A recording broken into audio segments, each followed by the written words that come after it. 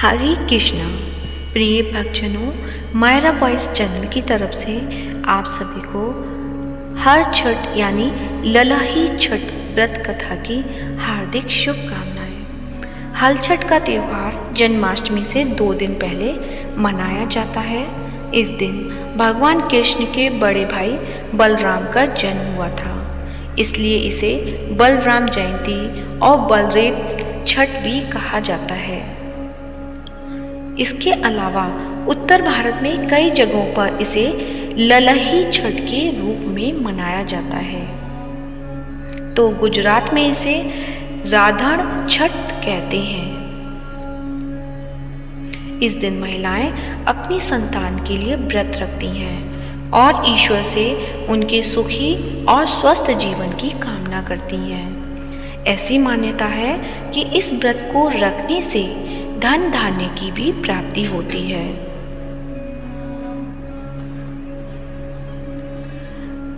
हल छठ यानी ललाही छठ इस साल 14 अगस्त 2025 गुरुवार के दिन मनाई जाएगी। षष्ठी तिथि का प्रारंभ 14 अगस्त 2025 की सुबह 4:23 से होगा और इसका समापन देर रात 2:07 बजे होगा। हल छठ का शुभ मुहूर्त ब्रह्म मुहूर्त है 4:23 AM से 5:07 AM। अमृत काल है 6:50 AM से 8:20 AM। अभिजीत मुहूर्त है 11:49 AM से 12:52 PM तक। गोधूली मुहूर्त है 7:01 PM से 7:23 PM। सर्वा सिद्धि योग पूरे दिन है। इस दिन भगवान बलराम, शीतला माता और कुछ स्थानों पर अन्नपूर्णा देवी या ग्रह लक्ष्मी की पूजा की जाती है। इस दिन की पूजा में खेती बाड़ी से जुड़े प्रतीकों का उपयोग किया जाता है। हल छठ की पूजा सामग्री भैंस का दूध, घी, दही, एप्पल, गोबर, महुआ, फल, फूल और पत्ते, ज्वार के बीज, छोटी मिट्टी के कुल्हड़, प्याले, धान का लाजा, हल्दी, नए कपड़े, जनेऊ और कुश, देवली, छेवली, लाल चंदन, मिट्टी का दीपक, 7 प्रकार के अनाज जिसमें शामिल हैं चना, जौ, गेहूं, धान, अरहर, मक्का और मूंग, तालाब में उगाए गए चावल, भुने हुए चने, घी में भुना हुआ महुआ।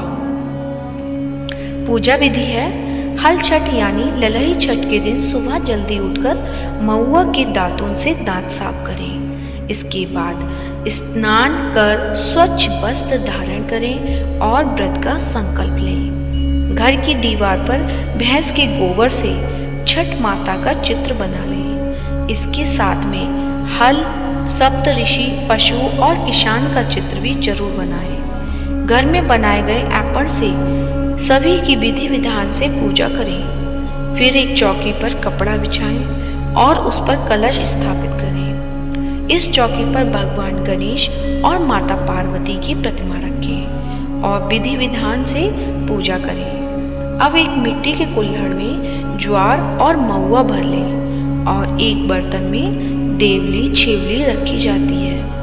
इसके बाद हल छठ माता की विधि विधान से पूजा की जाती है और फिर कुल्हड़ और बर्तन की पूजा की जाती है। इस पूजा में 7 प्रकार के अनाज और भुने हुए चने का भोग लगाया जाता है।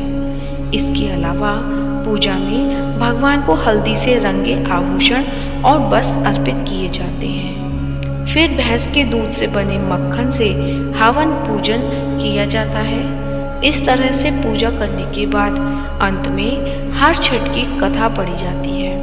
कथा के बाद हल छठ की आरती भी की जाती है। इसके बाद व्रत रखने वाली महिलाएं पूजा स्थल पर बैठकर महुआ के पत्तों पर महुआ फल और भैंस के दूध से बनी दही खाती हैं। हल छठ का महत्व। हल छठ यानी ललाही छठ का त्यौहार भगवान बलराम के जन्म की स्मृति में मनाया जाता है। शास्त्रों में बलराम जी को हल और खेती का देवता माना गया है। इस दिन कृषि, संस्कृति, मातृत्व और संरक्षण का विशेष रूप से सम्मान किया जाता है। इस दिन स्त्रियां संतान सुख के लिए उपवास रखती हैं। तो ये थी हल छठ से जुड़ी जानकारी। तो आइए प्रिय भक्तजनों, अब सुनते हैं हल छठ की व्रत कथा।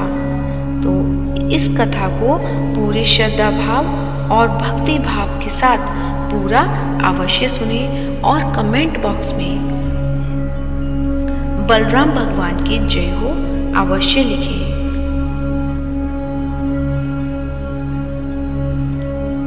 कथा के अनुसार एक राजा थे जिन्होंने जल के लिए सागर खुदवाया, घाट बनवाए, परंतु उसमें पानी ही नहीं आया। इससे राजा चिंतित हो गए और सोचने लगे कि अब क्या किया जाए। राजा ने गांव के पुरोहित को बुलाकर उपाय पूछा।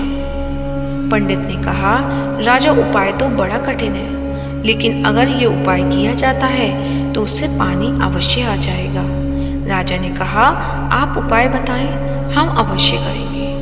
तब पंडित ने राजा से कहा कि अगर तुम अपने बड़े लड़के या लड़की की बलि दे दो तो जल सागर में अवश्य भर जाएगा। यह सुनकर राजा और भी चिंतित हो गए।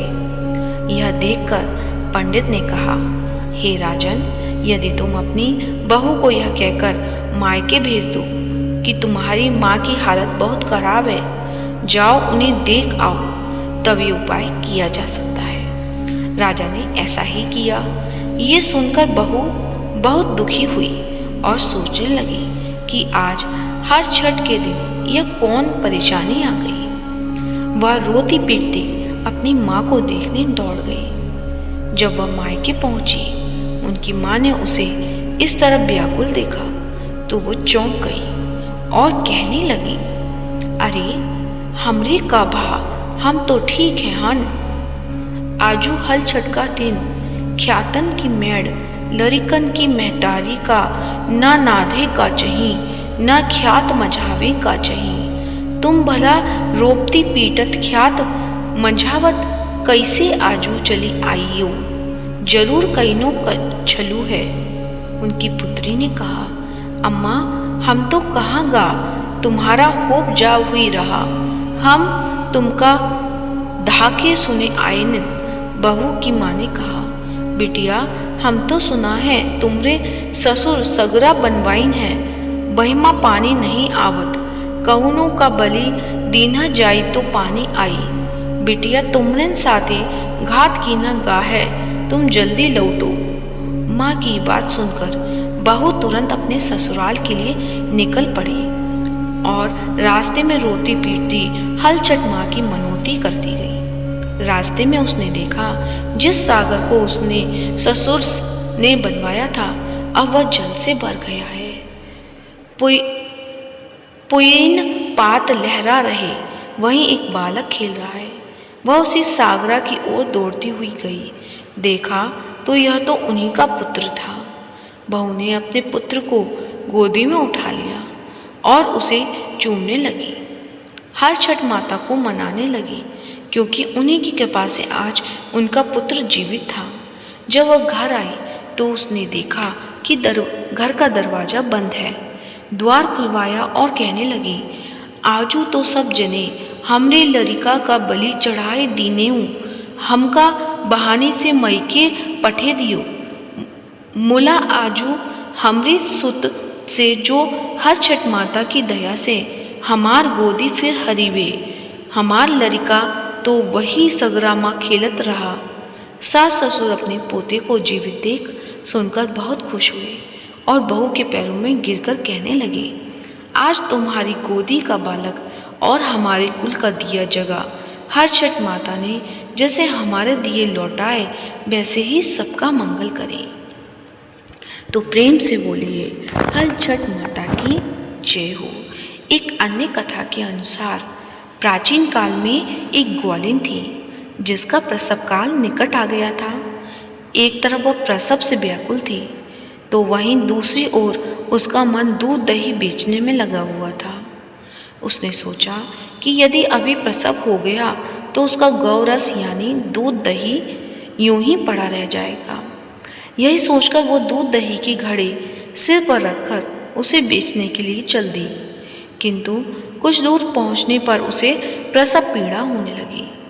इसके बाद वह एक झरवेरी की ओट में चली गई और वहां उसने एक बच्चे को जन्म दिया। दूध दही बेचने के लालच में वह अपने बच्चे को वहीं छोड़कर पास के गांव में चली गई। संयोग से उस दिन हल छठी पर्व था।